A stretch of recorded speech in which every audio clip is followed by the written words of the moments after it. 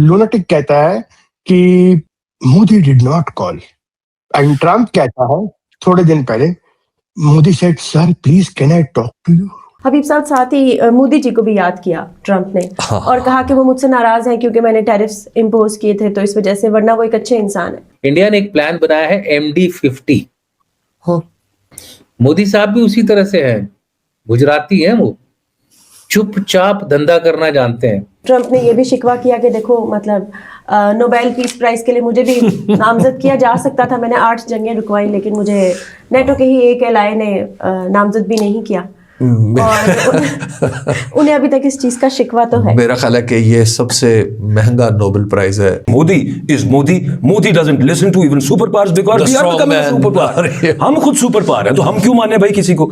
इस चक्कर के अंदर उसने जब एक्नॉलेज भी नहीं किया, ट्रम्प की तरफ से एक बयान चलना कि जी अब मैक्सिको पे भी मैंने हमला करना है। MD50 करके एक प्लान बनाया गया है जिसमें 50 ऐसे देशों को आइडेंटिफाई किया गया है और उनके साथ फ्री ट्रेड एग्रीमेंट धड़ाधन किया जा रहा है। अब ऐसा क्या हुआ कि डोनाल्ड ट्रम्प जी भड़क गए, फिर दोबारा भड़क गए इसलिए India one after other FTA sign करता जा रहा है, यूके से, ओमान से, न्यूजीलैंड से। ये सारी चीजें चुपचाप की जा रही हैं।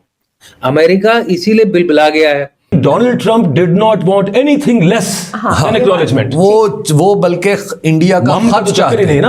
अरे तुम 1.4 बिलियन लोग, 140 करोड़ लोग हो आप, और डरते हो। अगर लाइन लगा के भी खड़े हो जाओ तो अमेरिका आपका कुछ नहीं बिगाड़ सकता है। नमस्कार दोस्तों, कहते हैं कि पावर एक बहुत पावरफुल टूल होता है, बस शर्त ये है कि उसका इस्तेमाल सही तरीके से किया जाए। लेकिन आजकल डोनाल्ड ट्रम्प शायद पावर और फेम के नशे में कुछ इस कदर डूबे हुए हैं कि दुनिया एक बार फिर वर्ल्ड वॉर जैसी सिचुएशन की तरफ बढ़ती दिख रही है। दोस्तों, पुराने लोग कहते हैं कि जब इंसान 80 की उम्र पार कर लेता है तो उसमें एक बचपना आ जाता है, और ट्रम्प इसका एक परफेक्ट एग्जाम्पल है। सिर्फ एक नोबेल प्राइज की चाहत में वो पूरे विश्व की शांति को खतरे में डाल रहे हैं। आज ट्रम्प भारत पर हैवी टैरिफ्स थोपने की कोशिश कर रहा है। इसकी वजह सिर्फ इतनी है कि भारत उसके सामने झुकने को तैयार नहीं है। पहले वो भारत के एग्रीकल्चर सेक्टर पर कब्जा करना चाहता था, जिसे भारत ने साफ मना कर दिया। फिर उन्होंने मई में जो हुए पाकिस्तान के साथ झड़प को रुकवाने का झूठा क्रेडिट लेना चाहा, पर वहां भी भारत का जवाब बिग नो आया। भारत का यही सेल्फ रिस्पेक्ट और स्वाभिमान ट्रम्प को हजम नहीं हो रहा है। शायद इसीलिए वो एक जिद पर अड़े बच्चे की तरह भारत पर नए नए रिस्ट्रिक्शंस लगाने की धमकी दे रहे हैं। चलिए इस पूरे मामले को विस्तार से समझते हैं इस वीडियो में। आगे बढ़ने से पहले चैनल को सब्सक्राइब और वीडियो को लाइक करना ना भूलें। जय हिंद। इंडिया ने भी लक्ष्य बनाया हुआ है कि जो हमारा 18% का जो डेफिसिट था अमेरिका के बाहर निकलने से, वो मैं कहां से लूंगा, और उसके लिए उसने पहली जो सीढ़ी थी वो पार कर ली है, दूसरी सीढ़ी भी पार कर ली है। इंडिया ने एक प्लान बनाया है MD50। मोदी साहब भी उसी तरह से हैं, गुजराती हैं, वो चुपचाप धंधा करना जानते हैं। वो भले ही वो नौटंकी निकाले उनकी। MD50 करके एक प्लान बनाया गया है जिसमें 50 ऐसे देशों को आइडेंटिफाई किया गया है जो नॉन अलाइंड है किसी भी साइड से, और उनके साथ फ्री ट्रेड एग्रीमेंट धड़ाधन किया जा रहा है। इसमें जो अभी फाइनल स्टेज रह गई है, अब जैसे यूके से हो गया, न्यूजीलैंड से हो गया, ऑस्ट्रेलिया से हो गया, इस तरह से कई देशों से, ओमान से हो गया है, और कई देशों से बातचीत चल रही है।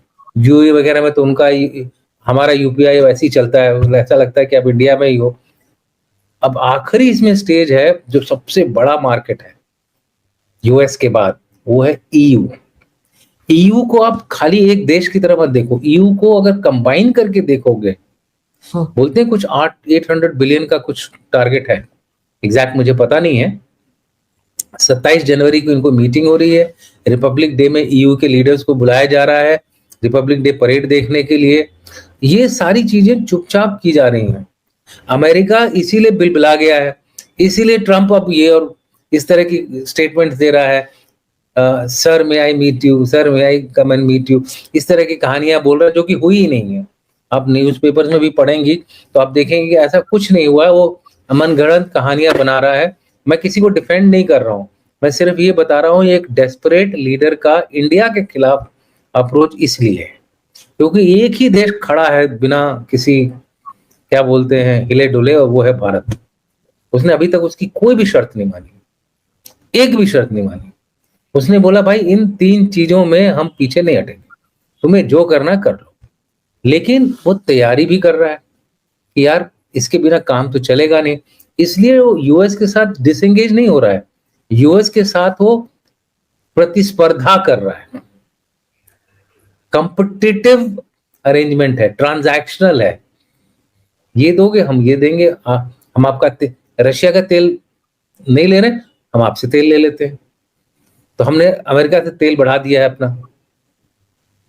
तो इस तरह की हमारी जो अमेरिका और इंडिया के बीच में लड़ाई चल रही है जो उसको अच्छी नहीं लग रही है। से गलती ये हुई उन्होंने इसको उन्होंने एक्नॉलेज भी नहीं किया जी। अच्छा एक्नॉलेज कर लेते तो कम से कम जो डोमेस्टिक बयानी है वो भी ठीक रहता और वो ये रहना था। लेकिन वहां पे चूंकि शो ऑफ करना था कि Modi is Modi doesn't listen to even super powers because we are becoming super power. हम खुद सुपर पावर है तो हम क्यों माने भाई किसी को।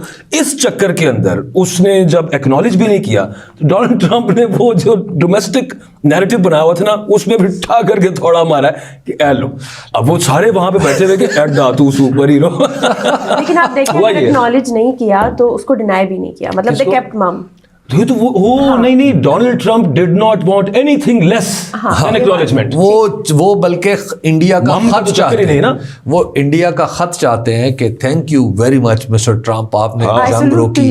अच्छा वो इस तरह का खत चाहते हैं। अच्छा on the other hand India का प्रॉब्लम ये है कि अगर वो एक दफा ये मान जाए कि किसी तीसरे मुल्क ने पाकिस्तान और इंडिया के दरमियान इंटरवीन किया था या कोई सालसी की थी तो साथ ही उसको कश्मीर पे भी डोनाल्ड ट्रंप की ऑफर माननी पड़ेगी। क्योंकि डोनाल्ड ट्रंप साहब आपको याद है इमरान खान जब उनसे मिलने गए थे तो उस वक्त उन्होंने वाजे कह दिया था मैं तो कश्मीर पे सालसी के लिए, और इंडिया ने कहा था कि हम इसको बायपार्टीजन समझते हैं जी, तीसरा कोई। अच्छा अब अगर पाकिस्तान और इंडिया के दरमियान, और फिर इंडिया की एक स्टेटेड पॉलिसी भी है कि हम नहीं चाहते कि हमारे किसी भी 2 मुल्कों के मामले में बीच में कोई आए। इसके लिए तो उनकी एक हिस्ट्री है ना नॉन अलाइन मूवमेंट की, पंडित नेहरू जी की, कि उनकी एक बनाई हुई खारजा पॉलिसी है, वो एक पूरे का पूरा फ्रेमवर्क है। अगर आज आप उसको तोड़ते हैं तो कल तो आप 10 चीजें आपके साथ आपके सामने आ जाएंगी। हुआ था उसमें भी तो यही डिसाइड हुआ था कि 2 states they will resolve their conflicts bilaterally जी। तो वो चीज अभी तक इंडिया उसको ही इंडोर्स। लेकिन अगर आप एक दफा मान जाते हैं कि इंटरवेंशन हुई थी तो फिर शिमला अकॉर्ड पे तो आप कहेंगे शिमला अकॉर्ड पीछे करें जनाब, आप आ जाएं, तीसरा फ्रीक आ जाएगा।